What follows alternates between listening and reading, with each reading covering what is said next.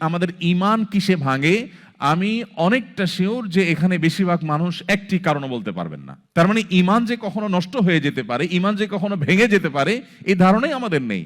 বরং আমাদের দেশে বিভিন্ন নেতৃস্থানীয় ব্যক্তিবর্গ বিভিন্ন সময় এমন ভাবে কথা বলেন যেন ঈমান হলো লোহার চাইতেও শক্তিশালী কোনো পদার্থ। কোনো আঘাতে, এমনকি শিরকের আয়োজনের সাথে মিশে একাকার হয়ে গেলেও নাকি তাদের ঈমানের কোনো ক্ষতি হয় না।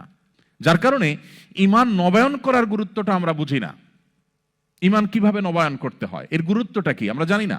নবী করিম সাল্লাল্লাহু আলাইহি সাল্লাম সেই সময় যখন এই চ্যালেঞ্জগুলো ছিল না, তখন বলেছেন, জাদ্দিদু ঈমানাকুম, তোমাদের ঈমানকে তোমরা নবায়ন করো, ঈমানকে রিনিউ করো। কিলা কাইফা নুজাদ্দিদু ঈমানানা ইয়া রাসূলুল্লাহ, হে আল্লাহর রাসূল, আমরা কিভাবে আমাদের ঈমানকে নবায়ন করতে পারি? তিনি বলেছিলেন, আকসিরু মিন কওলি লা ইলাহা ইল্লাল্লাহ।